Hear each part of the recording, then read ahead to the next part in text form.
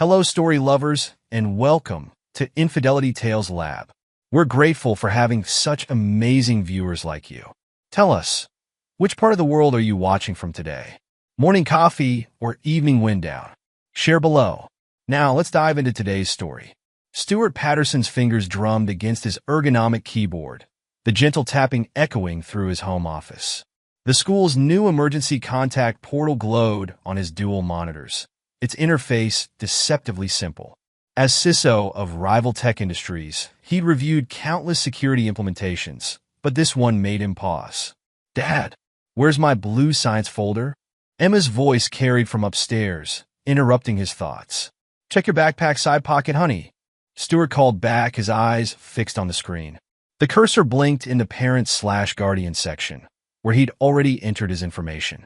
A small plus symbol waited to add additional contacts. His daughter's footsteps thundered down the stairs. "Found it.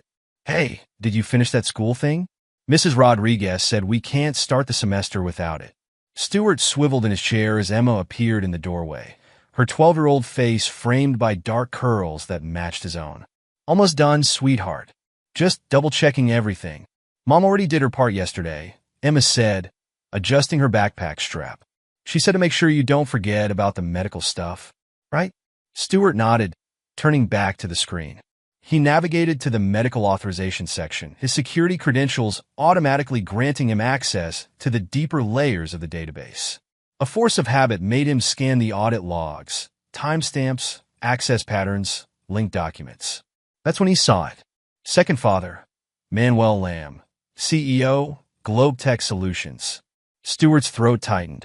He clicked the entry, expecting to find a system error.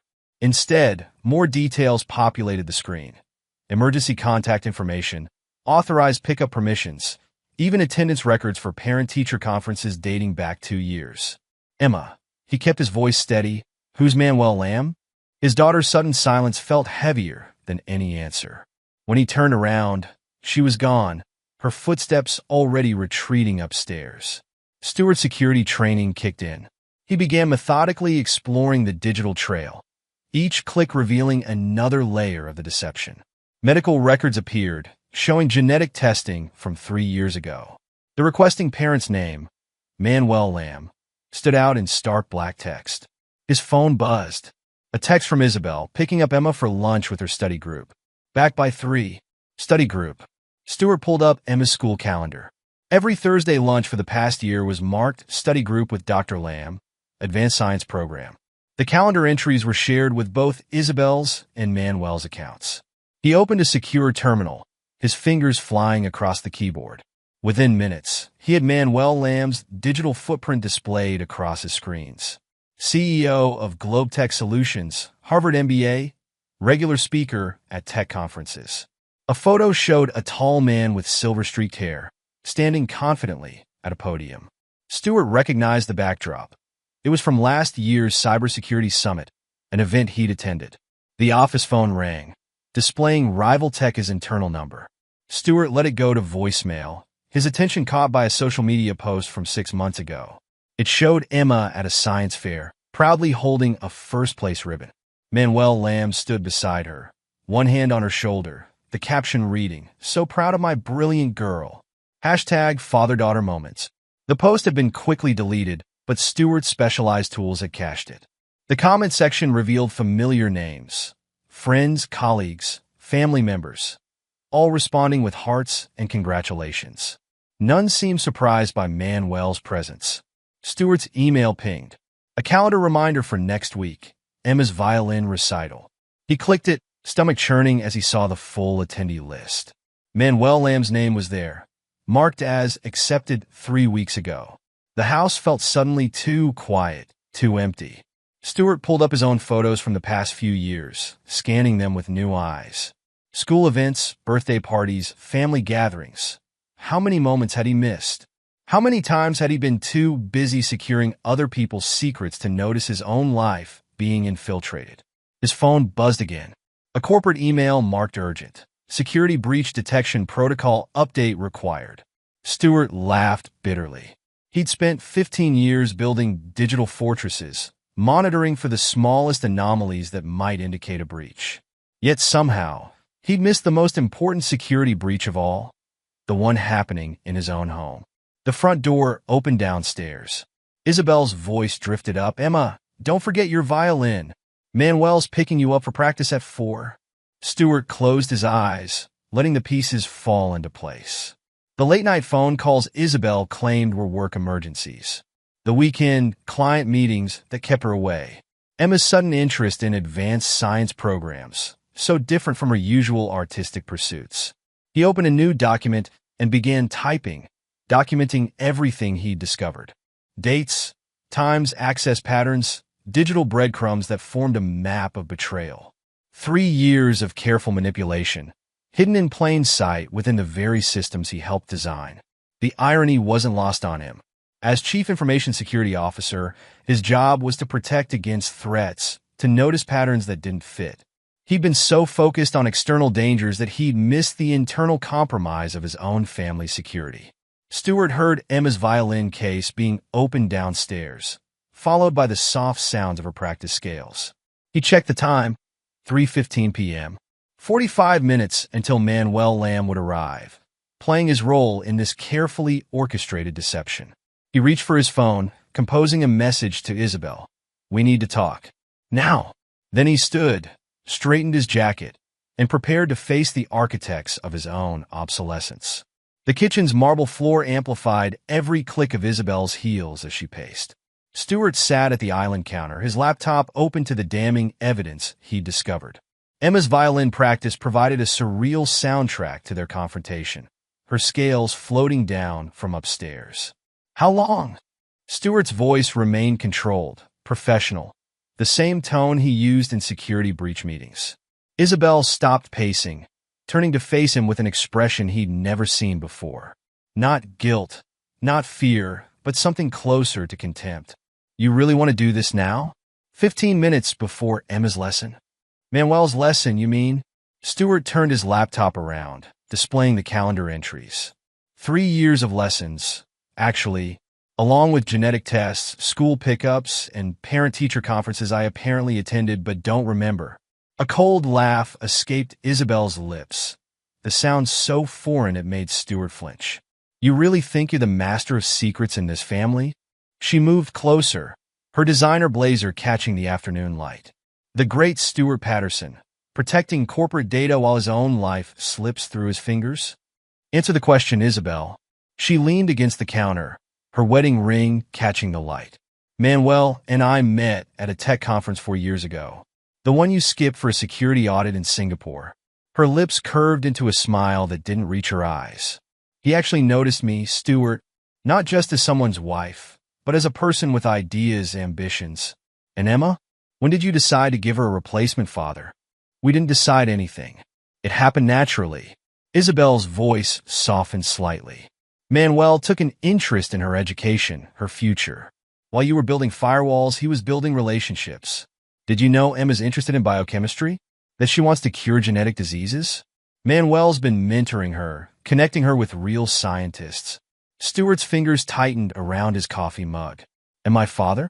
How does Leonard fit into this master plan?" "Your father?" Isabel's laugh returned, sharper this time. "Leonard recognized potential when he saw it. That beach house you think he's been lending us for family vacations? He's been helping us manage a trust for Emma's future. A future with her real father." The violin music stopped abruptly. Footsteps overhead indicated Emma was packing up for her lesson. "Real father," Stuart repeated, the words tasting bitter. "Is that what you told her to call him?" "We never told her to call him anything. She chose it herself, after he spent actual time with her, helping with science projects, attending her events." Isabel checked her watch. "Speaking of which, Manuel will be here soon. I suggest you process this somewhere else. Emma doesn't need to see you like this." Stuart stood slowly, his security training helping him maintain composure. "Like what, exactly? Like a husband discovering his wife's betrayal? Or like a father learning his daughter's been claimed by another man through a web of digital paperwork?" "Oh, please." Isabel rolled her eyes. "Don't act so shocked. You've been emotionally absent for years, hiding behind your screens and security protocols. Manuel and we've been building something extraordinary, something real, The doorbell rang. Emma's footsteps thundered down the stairs, her violin case thumping against each step. "That's Manuel," she called out, her voice excited. "Mom, are you coming to watch today?" Isabel maintained eye contact with Stuart. "Of course, sweetie. I'll be right there." She lowered her voice. "Make a scene now, and you'll only hurt Emma. Is that what you want?"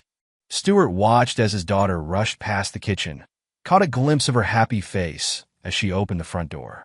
Manuel's voice drifted in, warm and paternal. "There's my girl, ready to tackle that new piece." Isabel grabbed her purse from the counter. "We'll discuss this later. I suggest you use this time to think carefully about your next move. Manuel has resources you can't imagine, Stuart. Don't do anything hasty." She walked out, her heels clicking against the marble one last time. Through the kitchen window, Stuart watched as they loaded into Manuel's Tesla. Emma in the back seat, Isabel in the front, Manuel holding doors and sharing smiles. The perfect family picture. Stuart turned back to his laptop, pulling up Manuel Lamb's company profile. Globe Tech Solutions, a rising star in the tech world, known for aggressive acquisitions and innovative leadership. He opened a secure browser and began digging deeper, looking for connections, patterns, vulnerabilities. They thought he was just a security expert, someone who built walls and monitored threats. They'd soon learn that those same skills could be used for offense as well as defense. The betrayal wasn't just an affair. It was a carefully orchestrated takeover of his life, piece by piece, year by year. And Stuart Patterson knew exactly how to orchestrate a takeover of his own. The leather upholstery of Clint Irwin's office chair creaked as he poured another finger of whiskey. Outside his window, San Francisco's financial district sparkled in the twilight. Stuart sat across from his best friend of 20 years, watching as the truth spilled out with each sip. "They approached me 6 months ago," Clint admitted, swirling the amber liquid. "Manuel and Isabel had it all planned out. They'd offer me partnership in Globe Tech if I helped discredit you professionally." Stuart kept his voice neutral. "And I refused, obviously." Clint knocked back his drink. "But Stuart, they've been planning your replacement in every aspect of your life. It's not just about Emma or Isabel anymore. Tell me everything." Clint moved to his desk, pulling out a file. "Your family lawyer, Erica Lawson? She's been representing both families. Every contract you've signed in the past 2 years has had hidden clauses, preparing for your eventual removal." Stuart thought of all the documents Erica had handled, property transfers, investment accounts, even Emma's trust fund. "How did you discover this?" "Because they wanted me to handle the financial transition." Clint's hands shook slightly as he opened the file. "Look at these partnership agreements. The language is clever. Gradual transfer of authority, contingency clauses triggered by personal misconduct or professional negligence." The papers detailed a complex web of legal and financial maneuvers. Stuart recognized some of the shell companies from his earlier research. "What about Dr. Garrison, your couple's therapist?" Clint laughed humorlessly. "She's been coaching Isabel and Manuel for months, teaching them how to gradually shift Emma's emotional allegiance. There are session notes, recorded conversations." Stuart's phone buzzed. A text from Isabel. "Emma's staying at Manuel's tonight. Science project, deadline tomorrow." "They've thought of everything," Clint continued, pouring another drink. "School records, medical authorizations, even your father's involvement. Leonard's been acting as their financial advisor, helping them move assets through offshore accounts." "My own father." Stuart's voice hardened. "Why are you telling me this now?" Clint met his friend's eyes. "Because they're making their final moves. Manuel's company is preparing a hostile takeover of rival tech. Once that happens, you'll lose everything. Your job, your reputation, access to Emma." Stuart stood, moving to the window. Below, cars crawled through the evening traffic, their headlights creating rivers of light.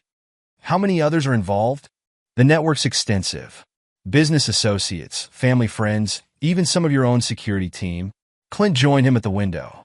"They've been building this spider's web for years, Stuart. Each strand carefully placed, tested, strengthened, and they offered you partnership." Stuart turned to his friend. "Why did you refuse?" "Because 20 years of friendship means something to me." Clint's voice cracked slightly. And because what they're doing, it's not just unethical, it's cruel. They're not just replacing you. They're erasing you. Stewart's phone buzzed again. A photo from Isabel, Emma and Manuel's home office, surrounded by scientific equipment, beaming at the camera.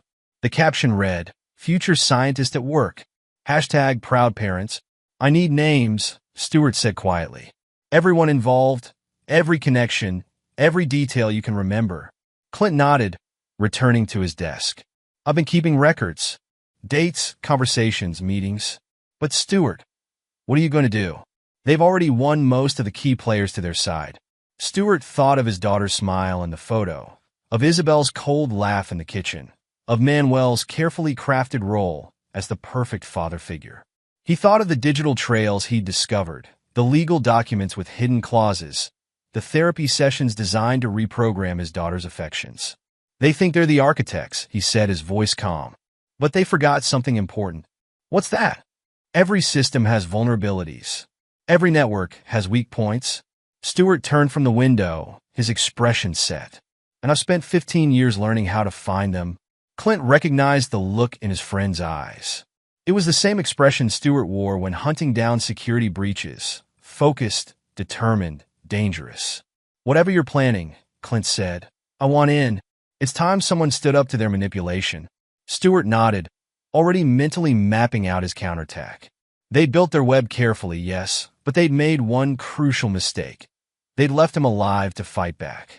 The night deepened outside Clint's office as the two men began their work, unraveling the threads of betrayal one by one.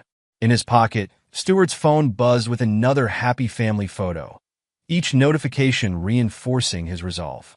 They thought they'd written the perfect program to erase him from his own life. Now, it was time to introduce some bugs into their system. Stewart's home office had become a war room. 3 monitors displayed different aspects of Manuel Lamb's digital empire, each screen revealing another layer of deception. 2 weeks had passed since Clint's confession, and Stewart hadn't wasted a single hour. "Mr. Patterson?" A hesitant voice came through a secure line. "This is Flora Watson from GlobeTech Analytics." Stewart straightened in his chair. "Ms. Watson, thank you for agreeing to meet virtually. Please call me Flora." Her voice carried an edge of nervousness.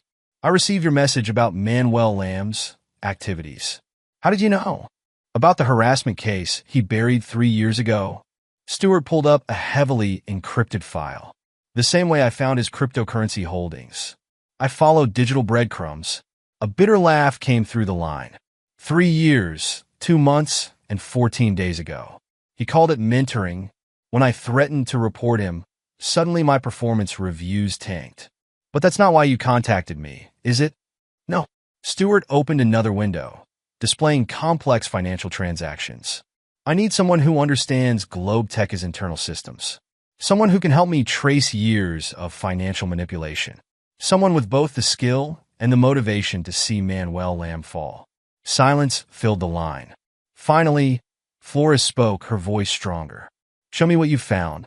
For the next hour, Stewart walked her through his discoveries. Shell companies hiding cryptocurrency transactions. Corporate funds diverted through a maze of international accounts. A pattern of financial manipulation that would make the SEC salivate. "The complexity is impressive," Flora admitted. "But proving it, that's another matter. Manuel's careful. He has teams of lawyers and accountants protecting him. That's why I need your help." Stewart pulled up a piece of code he'd been working on. "I'm developing an algorithm to trace these patterns, but I need someone who knows where to look. Someone who can access GlobeTech's systems legally." "And what's in it for me?" Stewart smiled grimly. "Besides justice, how about your old job back, with a promotion? Once Manuel falls, GlobeTech will need honest leadership." Flora's typing could be heard through the line. "Send me what you have. I'll need a few days to analyze it." "But Mr. Patterson?" "Yes. Make it hurt." Over the next 3 weeks, Stewart and Flora worked in careful synchronization. She provided internal access points. He developed tools to trace the money. Their algorithm grew more sophisticated, mapping years of financial manipulation. "Look at this." Flora's voice carried excitement one evening. "He's been using corporate funds to build a personal empire. real estate, private companies, even that lab that did your daughter's genetic testing. All purchased through a network of shell companies. Stuart leaned closer to his screen. Can you document everything? Already started, but we need to be careful. If Manuel's suspects, he won't. Stuart opened his secure email. Because we're about to give him a bigger problem. How would the SEC react to an anonymous tip about unregistered cryptocurrency trading? Flora's smile was audible. A distraction? The foundation. Stuart began composing the email. While they investigate that, we'll be tracing everything else. Every transaction, every shell company, every cent he's stolen. He'll fight back. Count on it. Stuart thought of Emma, probably at Manuel's house right now, being fed more lies. That's why this is just the beginning. The tip went out at midnight, routed through layers of proxies. By morning, the SEC would have their first thread to pull. But Stuart was already focused on the next phase. Flora, how would you feel about a promotion sooner rather than later? What do you mean? Stuart pulled up GlobeTech's organization chart.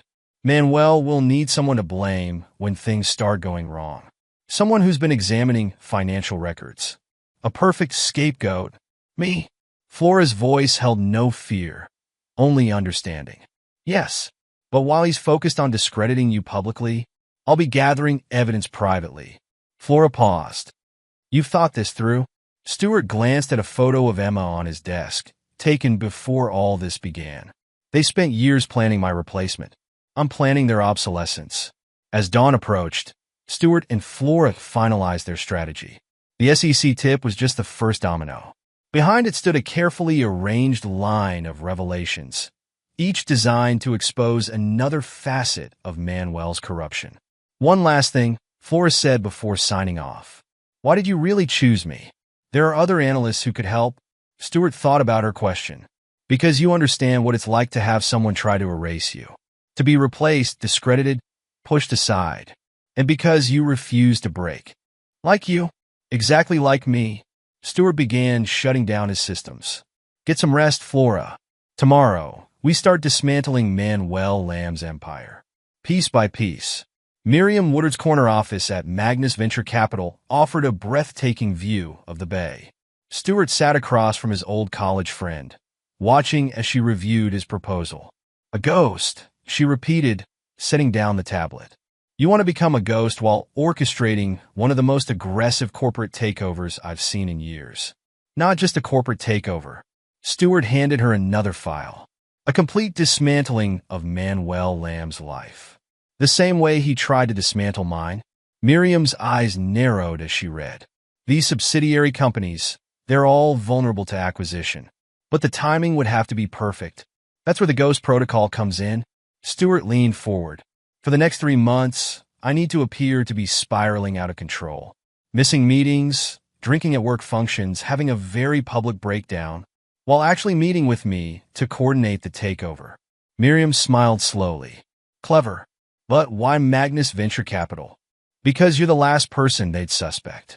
Manuel thinks he knows all my connections, but he doesn't know about that summer we spent interning at Goldman Sachs, or how you helped me through my father's first betrayal.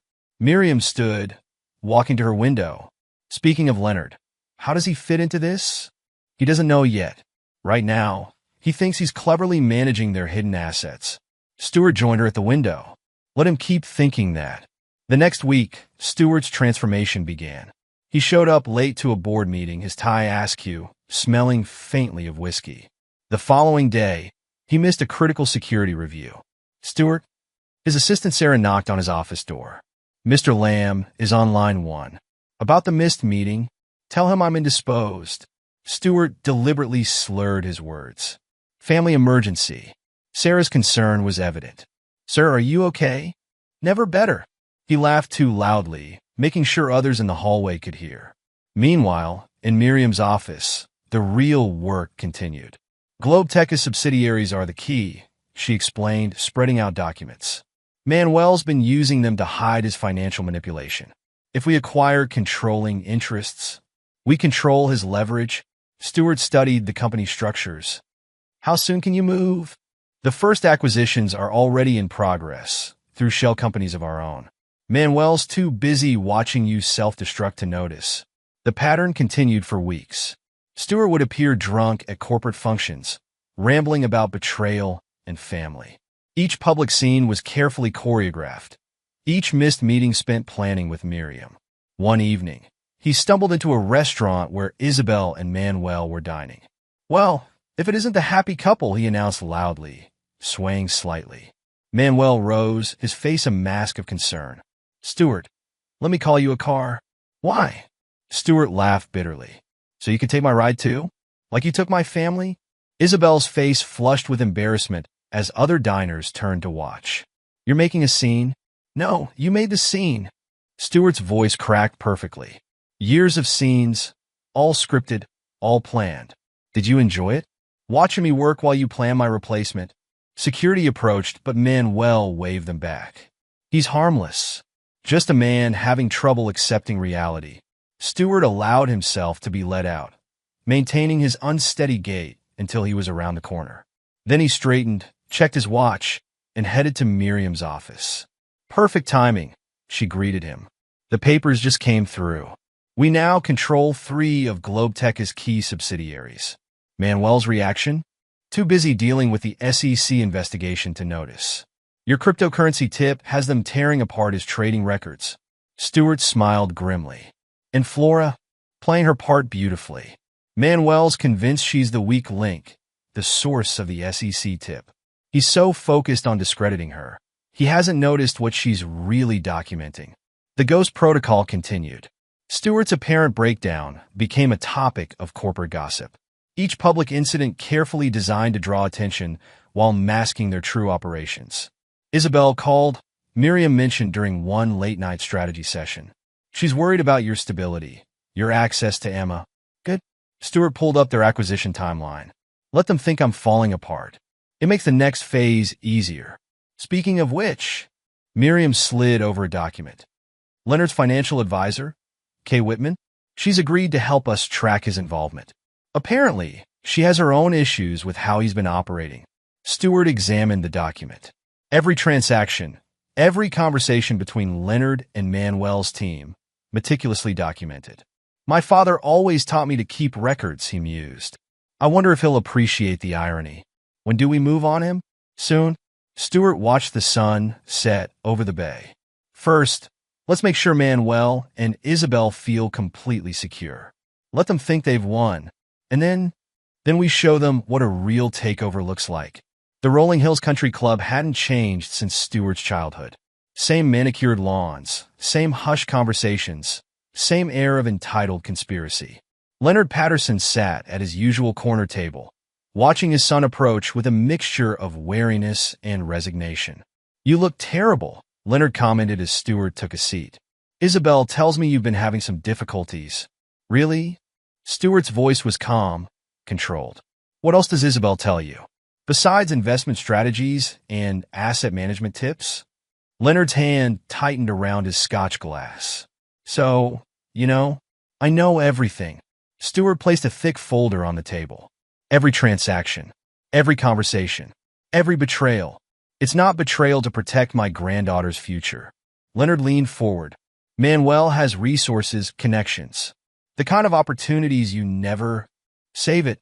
Stuart opened the folder. "Kay Whitman has been very thorough in her documentation. Tax evasion, fraud, illegal transfers. Did Manuel promise to protect you when this all came out?" Leonard's face paled slightly. "Kay? My Kay? Your Kay has been working for me for weeks. Recording everything." Stuart's voice remained steady. "You taught me that family is everything. Remember? After Mom died, when it was just us. Family first, Stuart. Nothing else matters. I was protecting family." Leonard's voice cracked. "Emma's future. By helping them erase me?" Stuart pushed a document across the table. "This is from 3 months ago. You helped Manuel set up a trust that would activate upon my personal deterioration. Were you planning my breakdown or just preparing for it?" Leonard stared at the paper, recognition dawning. "How did you get this?" "The same way I got everything else. By paying attention. By following the money." Stuart leaned back. "So here's your choice, Dad. Help me destroy them. or I release proof of your involvement in tax evasion and fraud to the IRS. You wouldn't, the same way you wouldn't help destroy your own son? Stewart's smile was cold. Maybe Manuel's right. Maybe Emma does need a different kind of father. One who understands that loyalty isn't negotiable. Leonard looked at his son, really looked at him for the first time in years. Gone was the boy who'd sought his approval, replaced by a man hardened by betrayal. A man he'd helped create. What do you want me to do? First, transfer the beach house to Emma's trust. But this time, I'll be the sole controller. Stewart slid over another document. Then, you're going to help me trace every asset you helped them hide. Every account, every shell company, every transaction. They'll never forgive me. Like I'll never forgive you? Stewart stood. Sign the papers, Dad. Consider it your last act of parental guidance. Leonard's hand shook as he reached for the pen. You've changed. No. Stewart watched his father sign. I'll just learn to play the game you taught me. Family first, remember? Nothing else matters. As Leonard finished signing, Stewart gathered the documents. One more thing. That breakdown they're all gossiping about? The drinking, the scenes, the missed meetings? What about it? Thank you for teaching me that appearances can be deceiving. Stewart straightened his tie. Manuel and Isabel think they're watching me fall apart. Instead, they're watching their own empire crumble. Leonard looked up sharply. The ghost protocol. That's what Kay mentioned. Every missed meeting was spent planning their downfall. Every drunken scene covered another move against them. Stewart tucked the folder under his arm. You taught me well, Dad. Maybe too well. As Stewart walked away, Leonard called after him. Stewart? What happens now? Stewart paused, looking back at the man who'd shaped him, betrayed him, and finally chosen him. Now we show them what a Patterson can really do when backed into a corner. The sun was setting over the golf course as Stewart left the country club. In his pocket, his phone buzzed with updates from Flora and Miriam. The pieces were falling into place, the trap nearly ready to spring. They'd spent years weaving their web around him, thinking he was trapped. They never realized they were the ones being entangled, their own strings pulled by the puppet they'd tried to discard. The real show was about to begin. The GlobeTech annual shareholders meeting buzzed with anticipation. Manuel Lamb stood at the podium, radiating confidence as he presented growth projections on the massive screen behind him. Our third quarter results exceed all expectations. Manuel gestured to a particularly impressive graph. GlobeTech Solutions continues to lead the industry in innovation and market expansion. In the back of the room, Flora Watson sat quietly with her laptop, watching the clock. Months of preparation had led to this moment. Her screen displayed a simple message window. Asterisk execute protocol? Y/N asterisk. Her phone vibrated.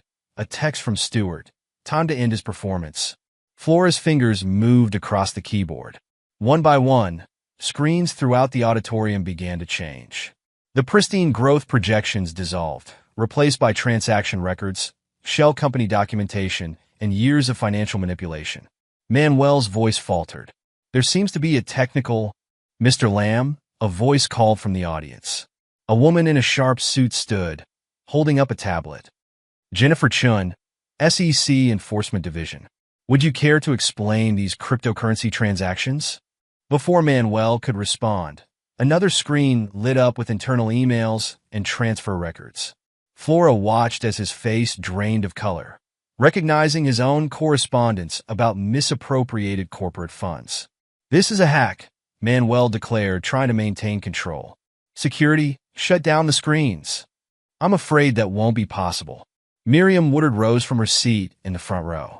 As the majority shareholder of GlobeTech's key subsidiaries, I'm quite interested in these revelations. Murmurs rippled through the crowd.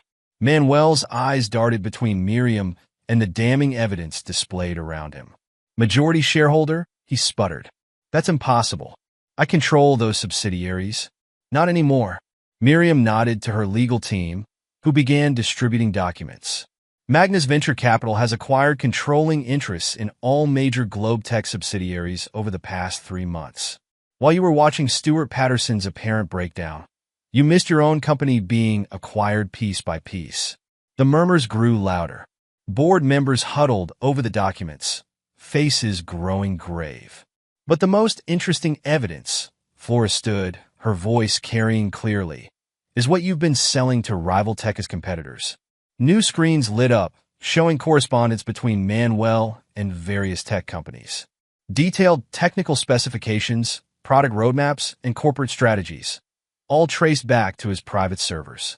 Corporate espionage, the SEC agent noted, making entries on her tablet. That's a serious charge, Mr. Lamb. Manuel gripped the podium.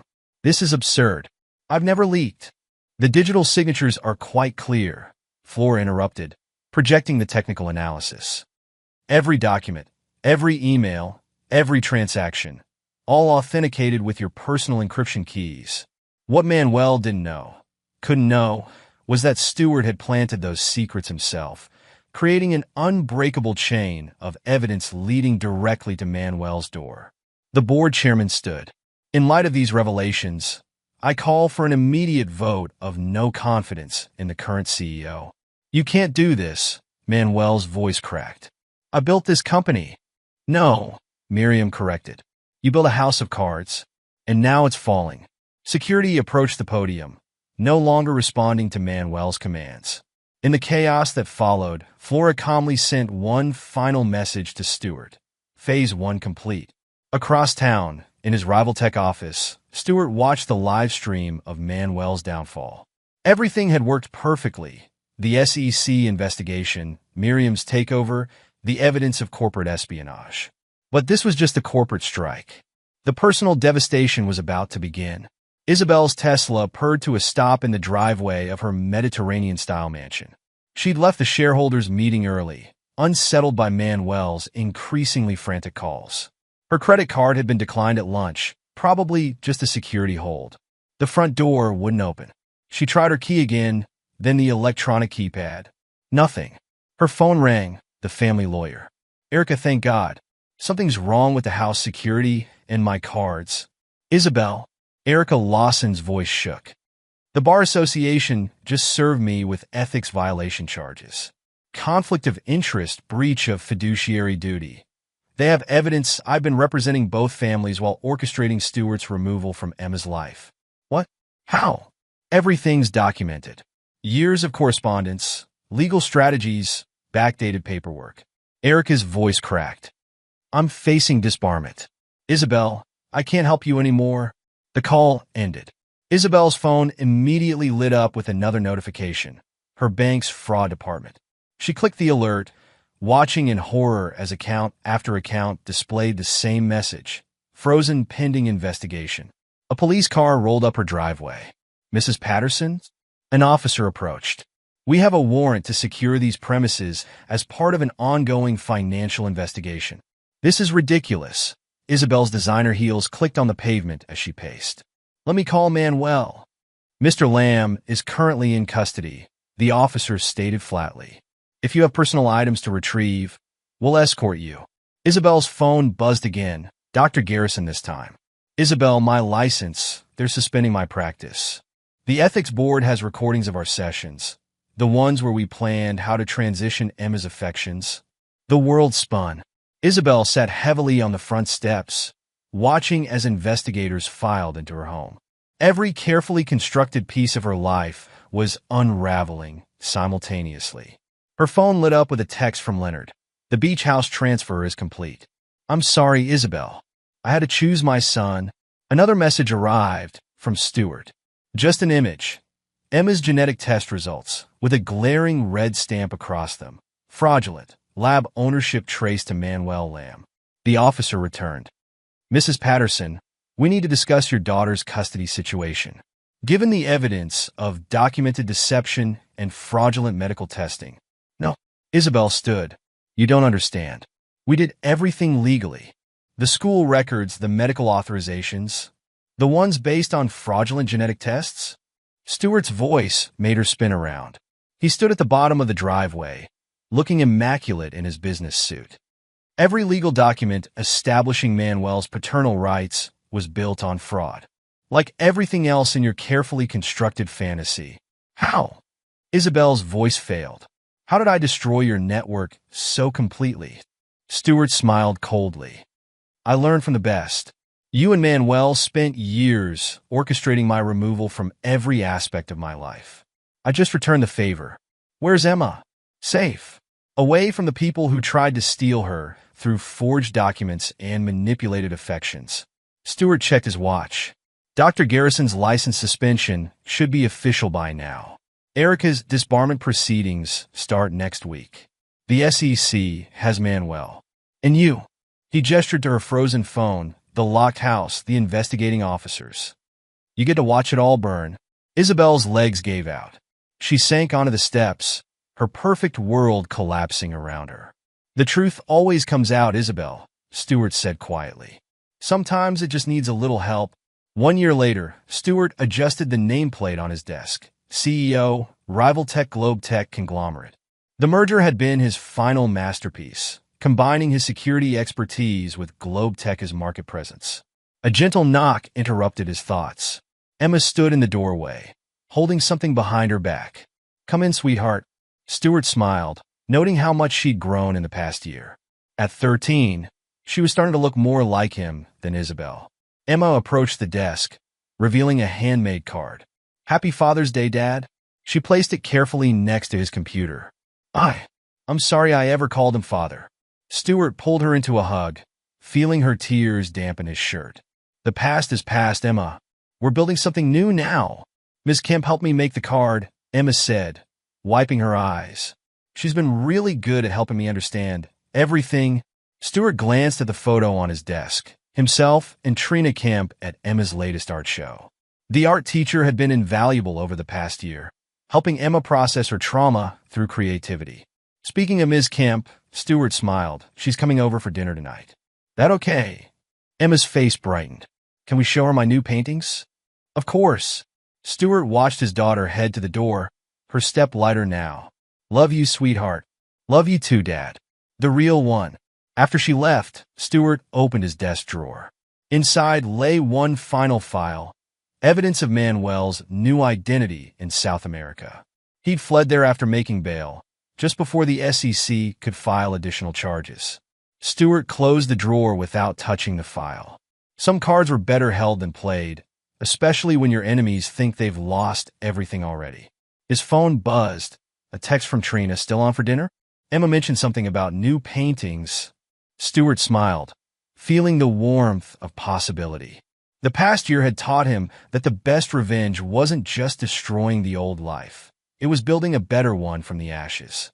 He glanced at Emma's card, then at Trina's message, and finally at the closed drawer containing Manuel's whereabouts. The old Stewart would have played that last card, ensuring complete destruction. But he wasn't that man anymore. Manuel could keep his false identity in South America. Isabel could have her small apartment and limited visitation rights. Even his father Leonard could maintain his cautious distance.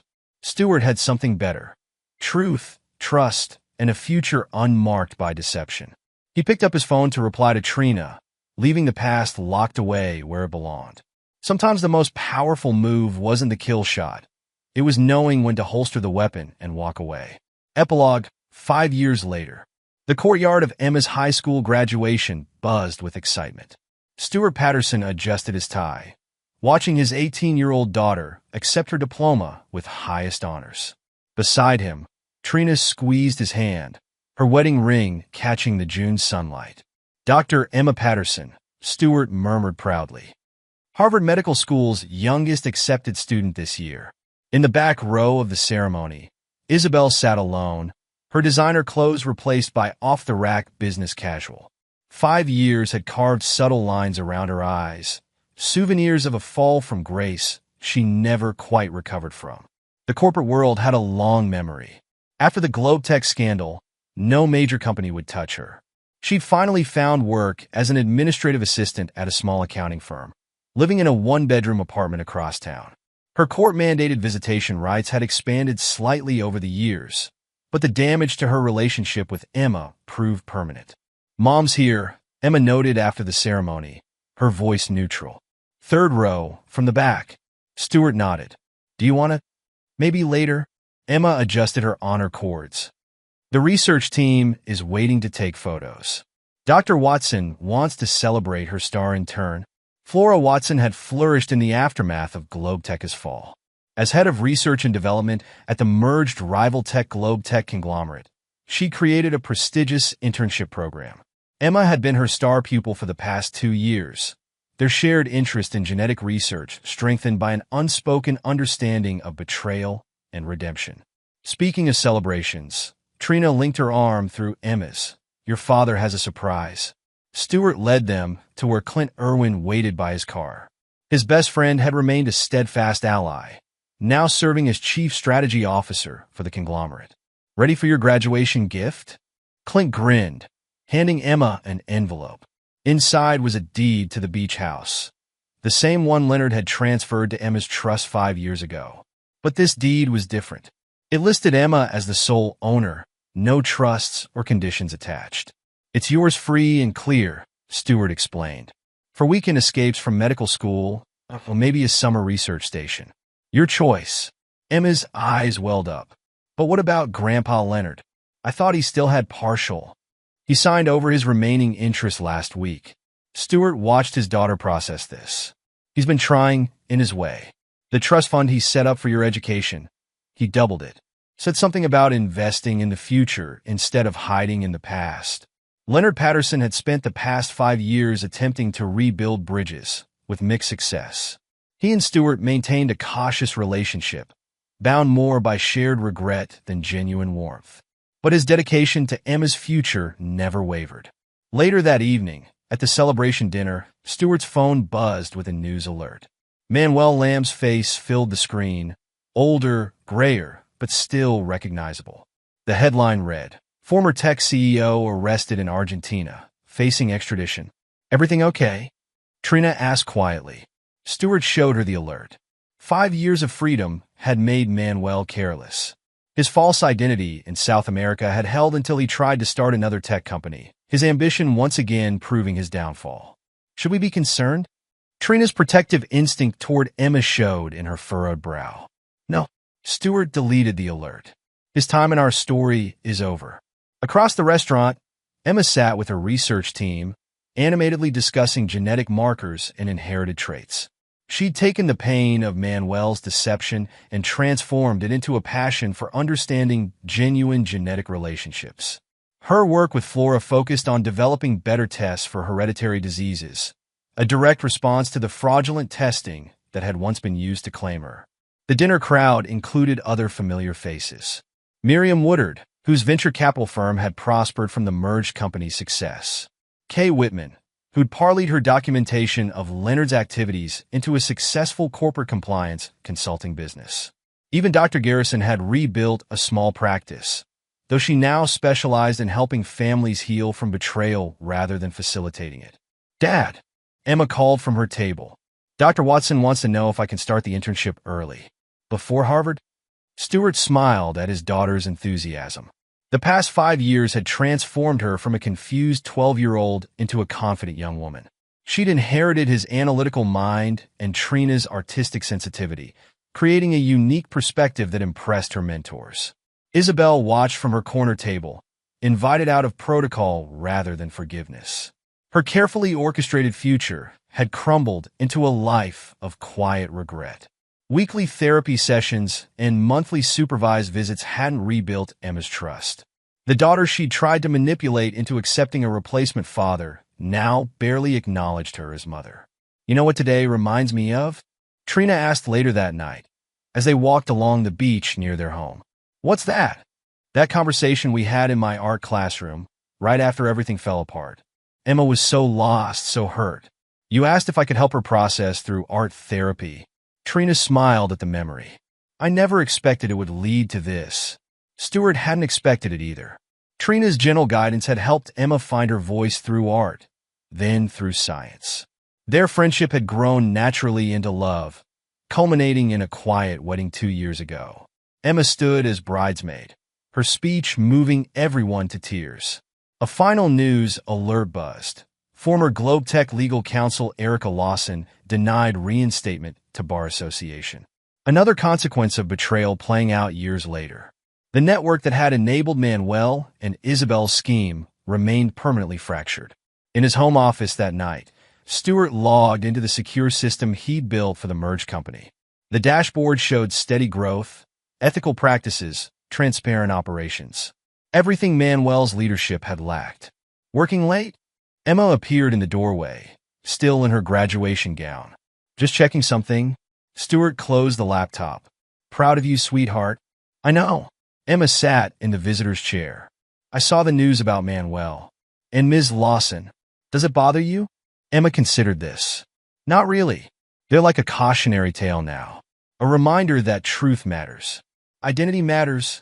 Speaking of identity, Stewart opened his desk drawer and pulled out a folder. I found these when we were preparing for Harvard. Inside were Emma's original birth certificates and early medical records.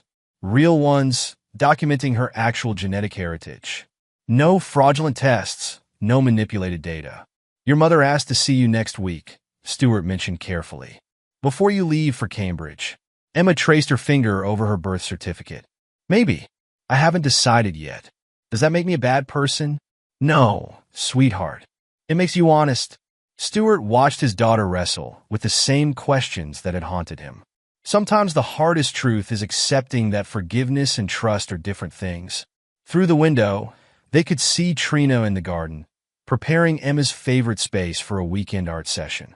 The studio they'd built there had become a sanctuary, combining science and creativity in ways that helped Emma understand both her past and her future. You know what's weird? Emma stood, smoothing her graduation gown. For all their planning, all their manipulation, they never understood the one thing that mattered. What's that? That being a father isn't about legal documents or genetic tests. She hugged him tightly. It's about being there. Every day.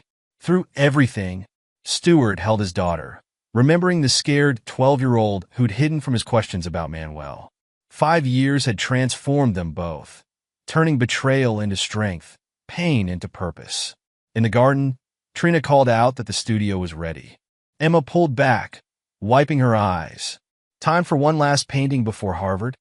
Lead the way, Dr. Patterson, Stewart smiled. As they walked to the garden, Stewart's phone buzzed one final time. A message from his father, proud of you both. The trust was never about money. It was about believing in her future. Stewart slipped the phone away, watching Emma and Trina set up their easels in the fading light. Manuel and Isabel had tried to orchestrate the perfect takeover, but they'd failed to understand a fundamental truth. Real families weren't built on documents and deception. They were built day by day, truth by truth, love by love.